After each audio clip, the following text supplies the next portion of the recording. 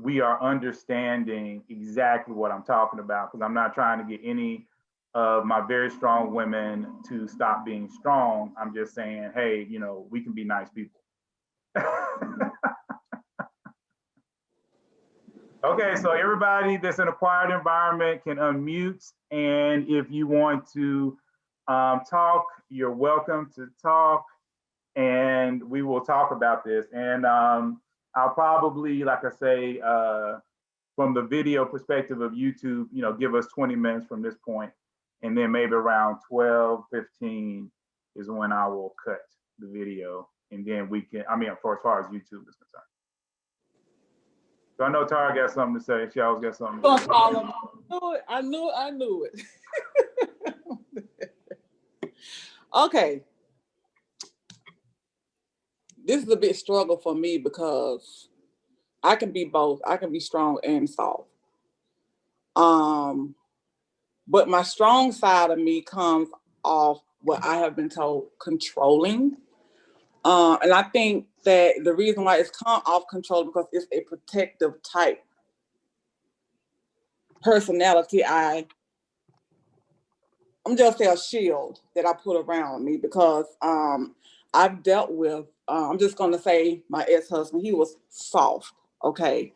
So it was more of just trying to beat a dead horse per se, but I always been told from him, control.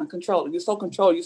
You're a strong woman, but you're so controlled. You want to wear the pants. You want this, but I'm like, dude, but I just need you to a little bit. I never want to take that man role. It's such a big turnoff, but I kind of get what he's saying in some sense because sometimes I overstep my boundaries. And I think it's because I've learned some things along the way being in relationships. It have taught me a lot. So now I got on this armor, like the lady was saying in the video, I have on this armor, like I'm no longer going to allow God to treat me this way. So let me tone this soft side down a little bit. And let me just, all right, it's on now. Gloves are off. So how do I go in when I started back dating to kind of, I don't know. I don't know how to ask this question because it's going to be a hard balance for me. Because my situation with, I have two girls, right? My oldest daughter is special needs. Automatically, their strong side come out because I have to care for her. So it's kind of hard. Well, like I said, I don't think that you have to, dumb down or try to knock down your strong side. Again, that's not what I believe, at least. What I'm saying is, and this is probably something that at the very beginning of a relationship, you can start to see. And I think we talked about this slightly before. What you're looking for, honestly, what a lot of women are looking for is a chivalrous man. You really want to find a guy with some chivalry.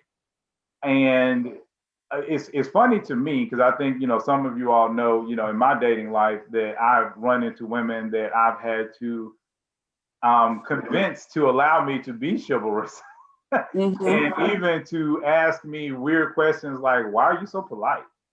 I've literally had women ask me that. That is like every time I think about that, that blows my mind. That, so what does that mean to me? That you only been dated jerks your whole life? You've only dated guys who are rude?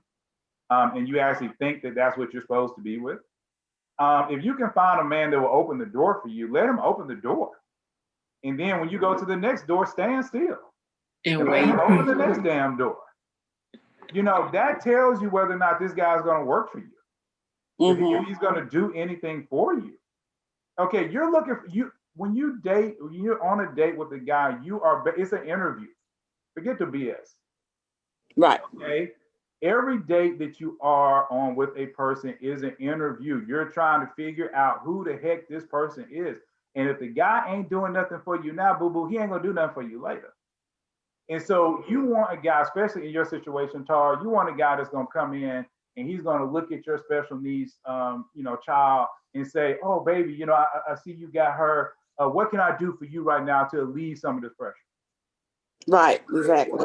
Okay, and but as he comes in to do that, that is when, and we talked about this before, we talked about this last week, but I'm trying to get all my, my new people caught up.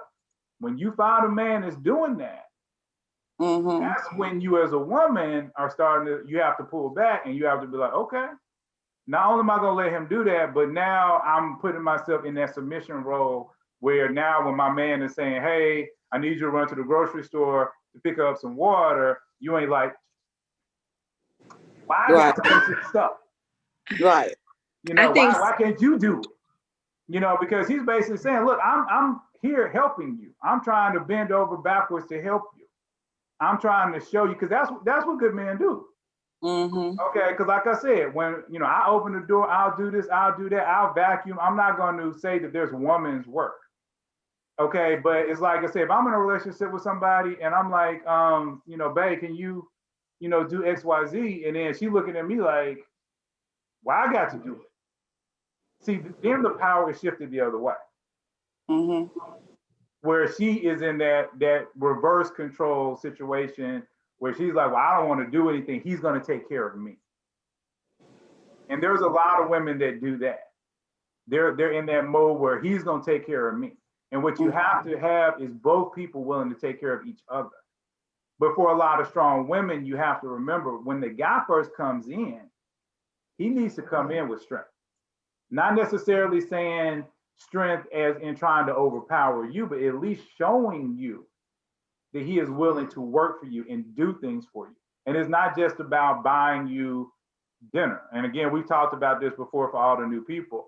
Just because a man buys you dinner does not mean that he likes you. Even if he spent $500 on dinner, that don't mean he likes you at all. Because if I'm a multimillionaire, then trust me, when I go out in Atlanta, I'm going to the nicest restaurants. I'm not gonna go to Applebee's. Okay, and so you might think, oh, this guy, he spent all this money on me. Girl, And he thinking the whole time, man, this girl ain't about nothing. Can I say something? Yeah, come on, talk. My name's Atia, and I am new to this group. This is my first time. And you've covered a lot of different good topics. I am definitely a strong woman. I was raised by a single mother, and she is a strong woman. And my mom, so she put those qualities in me.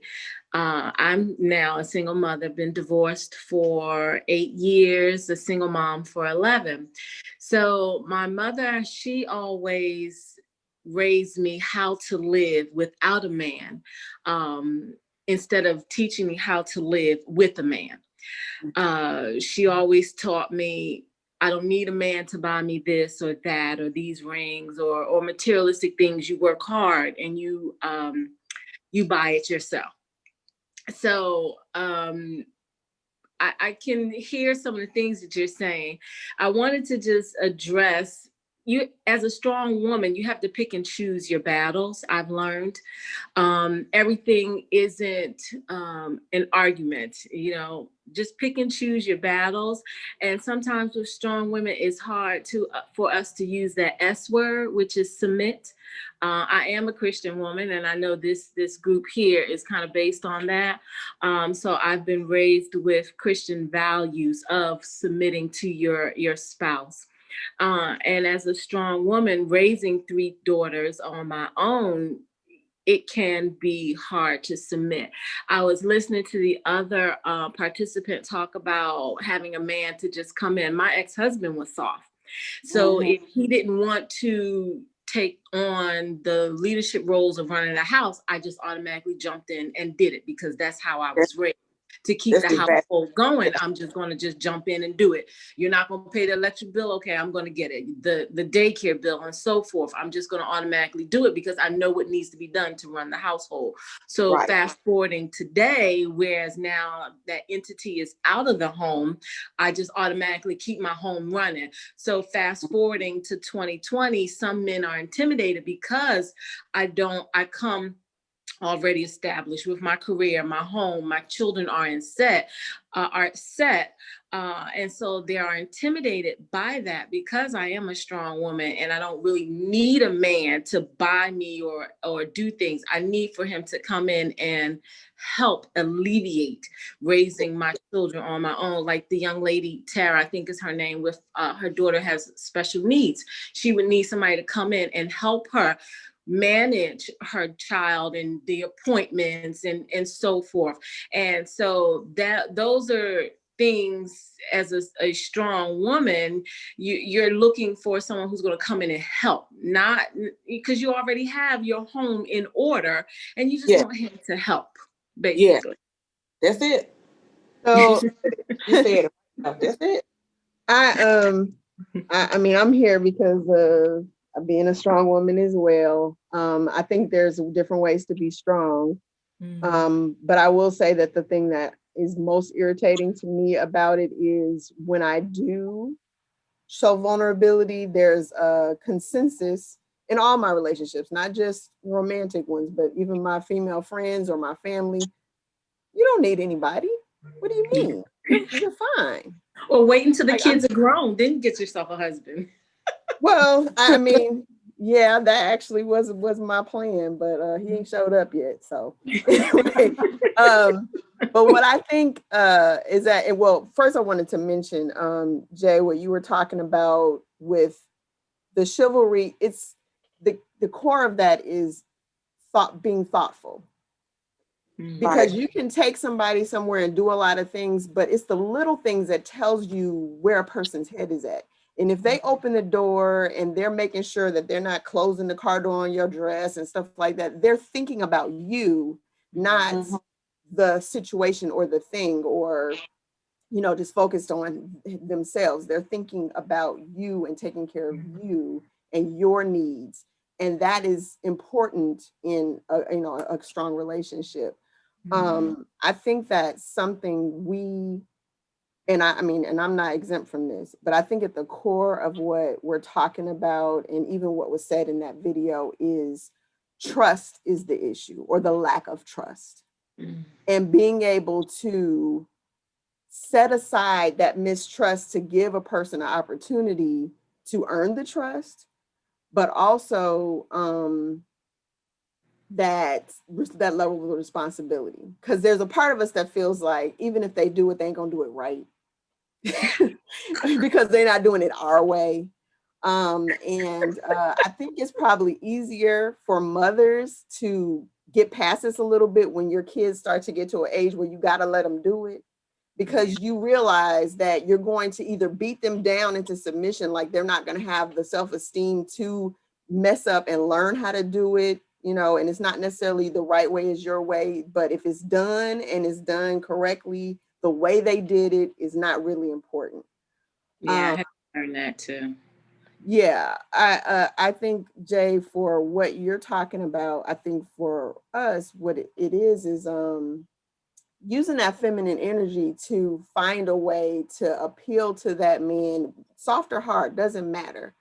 They still have to have our trust and some of that you can do with feminine energy of saying, okay, this is what I want. I can tell you what I want, or I can tell you what I want. You know, there's a way of approaching it where you can encourage and develop that strength in them, where they don't feel like, okay, if I try to step up, that there's going to be a confrontation. Like, I'm gonna have to battle you for, you know, the control, or are you going to, you know, acquiesce? And you don't even have to submit, but just, you know, give the opportunity. Let them prove that they can't handle it before you just decide, okay, you already starting out wrong. Forget it. Because then, you know, there's intimidation on top of intimidation. So at some point they just give up and they're like, you know what, go ahead, because it's going to be a fight, or I'm just going to give up. You're not going to give up no matter what. You going, you know, because it becomes a battle of wills and not even about the thing that it started out being about. Well, I mean, one of the things, I know about 2 or 3 things. I'm hoping I can remember it all, because I don't have my little notepad, because I usually like to write notepad so I can listen and but then remember my thoughts.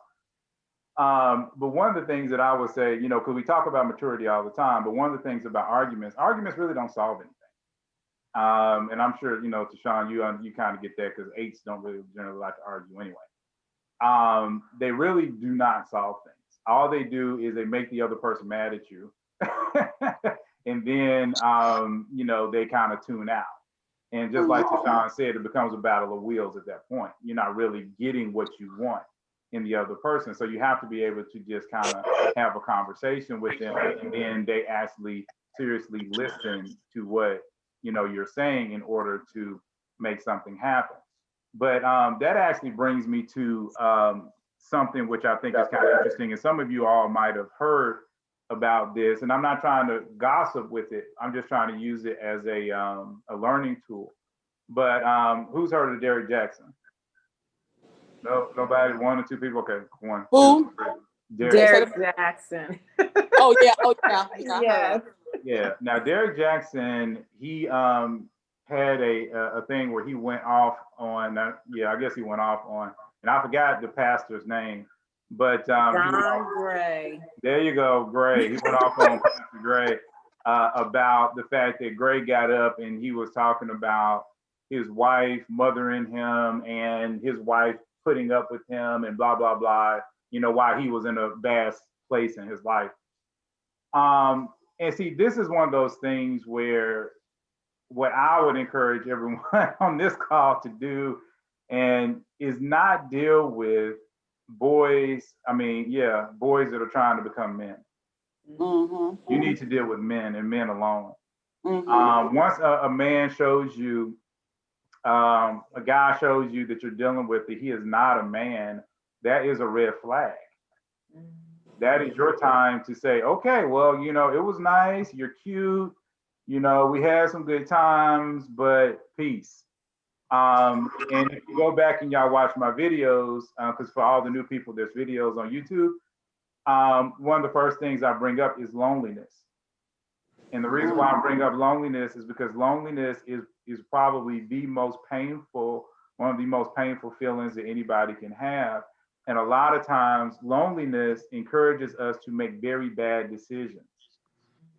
Okay, and so we bring people into our lives that are not good for us because they're, you know, we're lonely. And there are a lot of women, a lot of people out there that are good men, but you might have to wait a little while to get them, or, you know, you might have to work to get to that point. So the point I'm trying to make is, like with the whole Gray situation and what Derrick Jaxn, I believe, was trying to say is that he was a boy and he thinks he's a man. But if any one of you all saw the rebuttal, because I don't know if y'all saw the rebuttal, because I saw the rebuttal, where they were on like a Twitter recording or something like that, or Instagram recording, and it was like an interview, and Derrick Gray was sitting there the whole time like this. Wow. And it was basically Gray's wife Who that was did all going off the whole time. What? She was going off the whole time. And she Yeah. would not allow her husband to even defend himself. She was defending him.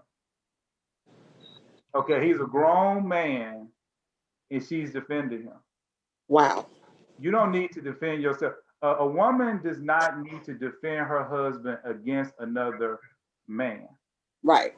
If a woman is defending her husband, she should be defending her husband against another woman. Mm-hmm. You know, power to power. Okay, but when that happened, I'm not gonna lie, I lost a lot of respect for Gray at that moment, because he said that, okay, well, I used to be this way, but I'm like, no, dude, you still that way. I've got to go see this. It's on his channel. It's on Derrick Jaxn's channel. Okay. And again, I'm not trying to gossip about it, but what I'm trying to get you ladies to understand, and we've kind of said this, but I want to make sure we get this, is that when you're dating, this is your time to see if this dude is XYZ. And That's dating is collecting data. Basically. Right. And for all the new people, again, that's why we have videos out there to catch you up, because a lot of those videos, what we're trying to, well, I don't know, you know, the group, but, you know, I'm also saying them, is to try to get you all to understand that a lot of times the reason why you're picking bad guys over and over and over again is because that's the guy you're used to. So you find the soft guy, you dated the soft guy, you dated 3 soft guys in a row, and then you're like, okay, well, I want something different. But then when a hard guy actually shows up in your life that's actually mature, you don't even know who he is. You're like, oh, you weird. You weird. I don't get you. Let's break that down though, Jay. What's soft and what's hard? Yeah. Because what you were just talking about how we won't argue, I've had people that have felt like that was soft, but it was just like, I don't need to argue with you because I got the power anyway. So why do I need to argue? I'm gonna just do whatever. You know what I mean? So to me, it was more like, well, it's diminishing my power to engage in that.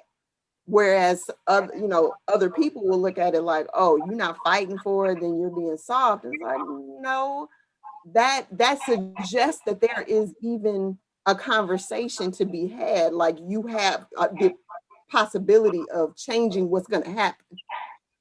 So I'll listen to what you have to say, but you don't actually have a say. I'm just being respectful and listening, but I can do whatever I want.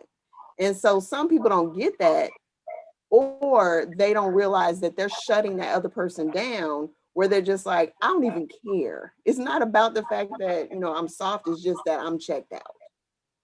So you have to like understand if they're really soft, or why they're acting that way, or why they're being hard. But I just want to be clear about when I'm talking about that energy and allowing for the vulnerability or the strength to come up, is because there is that situation where some people just won't, it's not worth the fight to them, where they're like, you know what? Okay. And if they can't feel like everything is a fight, then they eventually are just going to be, done. And so they never showed strength per se. They more so looked at, just like how we're collecting data and, it's an interview for them, it's an interview for you too. And so if they see that, oh, okay, so everything's going to be a fight with you, everything's going to be a battle. Okay. That's not, I want peace in my house and this is not where I'm going to get it. So never mind. And you don't ever even know that, they could be strong, but if they were kind of like letting you show them you first. Some people don't show up like that at first. First, they just kind of collect data, and then they're like, all right, I see how you are. Let me show you how I am. So you kind of have to consider that. No, I mean, I 100% agree with that. And all the new people, sometimes this is the Tashawn show. I just show up, but this is really the Tashawn show. Okay, so I'm gonna say this last thing then, and everybody else can talk. Tara asked the question, and I don't know if you feel like you got your answer, but this is what I thought about when you asked the question about what are you gonna do.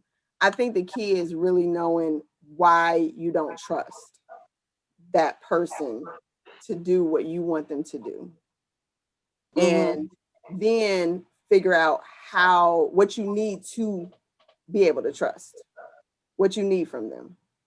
And then, I mean, I don't recommend necessarily saying you need to do these things to earn my trust, but you need to, once you acknowledge that, then you need to make it a possibility that they can, actually have opportunities to do those things. And you recognize that, okay, you did that. I know that's something I need, you're doing it.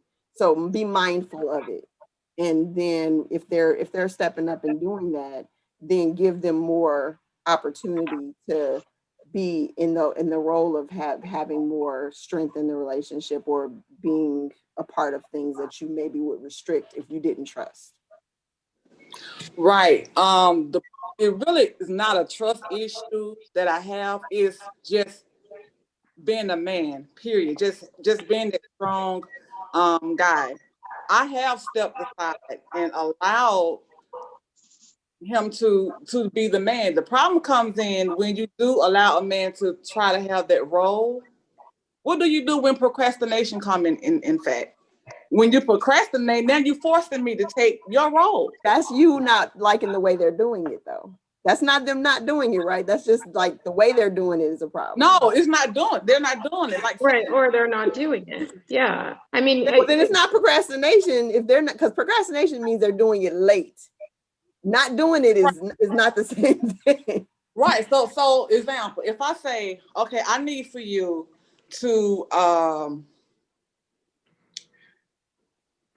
it can be something simple. I need for you to make sure that you're going to paint or clean up your oil stain from the garage floor, like you said you was going to do last week. Okay, I'm not going to keep sitting back and waiting for you to do it. You just said, okay, I'll do it this day, or I'll do it that day. And when that day comes, it don't get done. Okay, I just allowed you to get it done last week.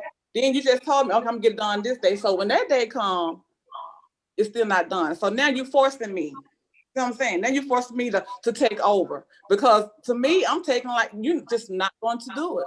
So here I am on the phone trying to get somebody, or I take the role myself to go get the oil stain up or paint such a, see what I'm saying? That's not procrastination. That's not them not doing it. Well, if they give a date that they're going to do it and they don't, then that's not doing it. Now, if they just say, okay, I'll do it, and they don't give any definitive, then that could be procrastination. But if you say when you're going to do something, even if it's 2 weeks from now and that 2 weeks passes and it's not done, they've not done it. That's not procrastination. So that's two different things. However, I think that it's important to, and I think it partly is maturity of, okay, are you a person of your word? Because person of his word. I know this is my one thing, one is my third number, but if you say that you're going to do something and you don't, I definitely feel like it's a reflection of you, but I also feel like it's a reflection of how you feel about me, especially if I know you'll keep your word to some others. And so that again goes back to what Jay was talking about before about, because somebody not keeping their word to you starts when you're dating. That don't start when y'all got a garage together. So if they were breaking their word in the beginning, they're not going to stop breaking their word because they don't feel like their word is important. And if it's important to you, then that's going to be a problem throughout your relationship because they don't value it like you do, and you feel like it's important and they don't. Well, obviously, I was just free because I didn't have that issue during the dating. Oh, he always kept his word in dating? Yeah, I mean, so a lot of people do. We got married, and when we got married, that's when things changed. So I guess that's when he pretty much just showed his true self when we got married. He got some papers on you and was like, you can't go that's no. That's what it was. But hold on, real quick. But see, because I just want to put this in, and then I think Lisa has something she wants to say. Okay. I also want to get back to your hard and soft question, but I'll say this right quick. Remember stress. Okay, remember what we talked about maturity and stress. Maturity and stress play big roles in people's lives.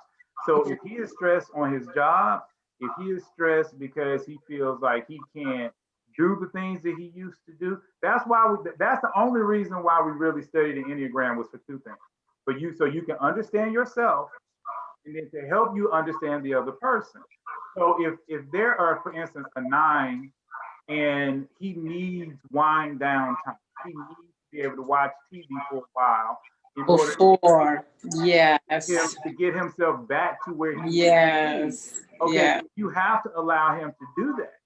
Okay, and you have to give him that time. Now, if he can't say, if you've given him plenty of time and you know his job is going good and you know the kids ain't bothering him and you know they really ain't no stress, okay, now then you can look at him and be like, you 100% lazy.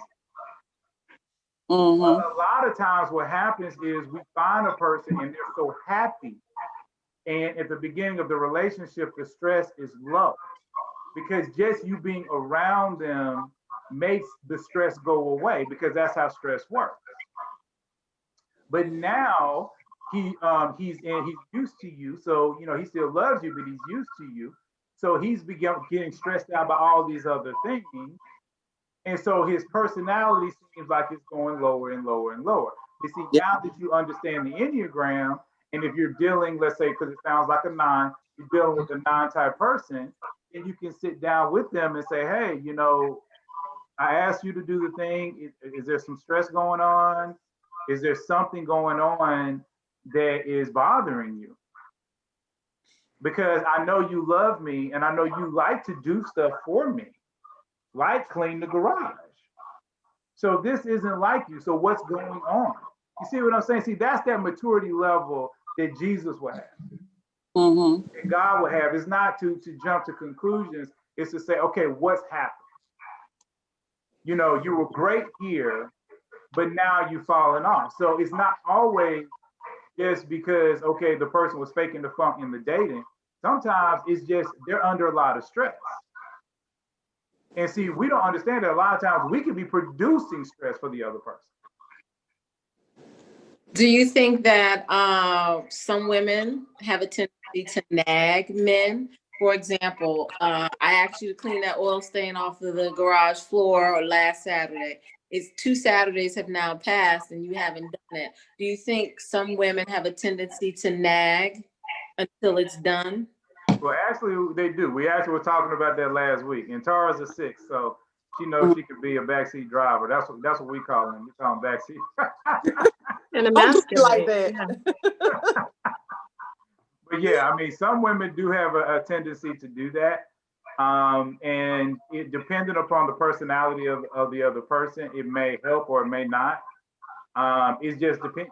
You know, nobody, I don't even think women like for men to nag them, but certain personalities just don't do as well with it as others. But I think Lisa has something to say. I want to make sure I didn't skip her. Oh, thank you. I just want to say first, thank you for sharing the video. That really resonated with me. That was all me, what she was saying. So I definitely have fallen into that role where I feel like I have to be the person and I can't, you know, and I've probably generalized men. But I also really connect with what Tara was saying, where I find in my relationships, because I am that strong person and I don't have children, so I'm a single woman, no kids. I joke that I was married for 2 seconds when I was 12, but I've been single for a really long time. And I find that I want that strong man. Like Atia said, I do believe in submitting to my husband. I want to do that, but I also want to be with somebody who understands that I've been doing it on my own for a really long time. Exactly. I have established that personality. I pay the bills, I clean the house, I make the decisions. I would love to give some of those decisions to somebody else, but there's going to be a period of adjustment. But what I find is that when I date people, I think I'm dealing with men, and I'm glad that you put it in that way of man versus boy, because I end up with a boy who tries to just pound me down. It is abusive. They just, you know, it's really not about even giving me the opportunity to submit, because they don't allow me to build that trust where I can submit, because they just, you know, we'll date, we'll find we have a few things in common, and then all of a sudden it feels like within a matter of weeks or months, I'm in this situation where somebody is just trying to ground me into the ground, and I mean really saying some mean things to me about how I need to just give over all my power to this person that I've been dating for a couple of months. And when I say like telling me how to do things in my home and things like that, I'm like, yeah, but I pay the bills here and I have been for a very long time. And so until, you know, you are a member of my household, you don't get to say what happens in my household. And we haven't even gotten there. And so then the relationship quickly ends. And so I think that's where I need to work, is finding that difference between man and boy. And unfortunately, it has been too late in the past where, you know, feelings are involved then, and I figure out that I'm dating a boy. And then the other challenge I'm having is now, you know, trying to date in a Christ obedient way and not introduce physicality to that. I find a lot of men are not interested in giving that time to build that trust and build that relationship. And so it's twofold. It's like, one, I don't want to lose myself. I'm a strong person. I don't have a problem with that. I'm looking for a man that I can trust and submit to, who will understand that I'm a strong person and there's reasons why I am the person that I am, and to be able to nurture me through that so I can build that trust with him, but also give the time for that in an obedient manner, you know, in a Christ-like manner. That was very good. Mm-hmm. The first thing I just want to say about that really quick is just the whole thing about abuse. And I think many of you saw that in the presentation. And again, I run into that many times with a lot of strong women. Abuse, if a man is abusing you in any way, that is not true manhood. He is generally in a very bad place in his life. He should not be verbally abusing you. He should not be trying to mentally abuse you. He should be trying to lift you up. If he is not lifting you up, then he is really not worth your time. Okay. And he should not be trying to push you down into a hole and all this other kind of stuff. Okay. He should be trying to make the best world for you. Now, that doesn't necessarily mean you're going to like it. Now, I'm not going to lie about that. I want to make sure I make that clear. Because we've talked about before, like the way Jesus lived. And Jesus was hardcore. Many of you all, everybody love, Christians love to say, oh, if Jesus was here, I'd love to marry him, or I'd be this, or I'd be that. Half of you guys wouldn't stand 5 minutes married to Jesus. Because Jesus would be like, okay, well, I told you to do this. I want you to do this and go do it. Just think about like when he sent the disciples out and he was like, y'all don't want y'all to take no money. I don't want y'all to take no clothes. I don't want y'all to take no extra shoes. You just go in there, do a good job, and come on back. Now, how many of y'all, if I told y'all to do that, y'all would be ready to do that? Y'all know y'all wouldn't. Y'all been looking at Jesus. Yeah, like, huh? I agree. I won. Yeah, and that's what I'm saying. We wouldn't do that. We'd be like, whatever. Whatever, Jesus. You crazy. I'm gonna take a pair of shoes. You talking about I gotta walk 100 miles and come back? I can't take no food. I can't take no money with me. Are you crazy? But Jesus's rules were absolute. Right. You couldn't fight with Jesus over that. And he even said, you either with me or you ain't. That's true. But the whole thing about it is you see how much work he put in to protect the disciples, to protect the people that were around him. And then to go back to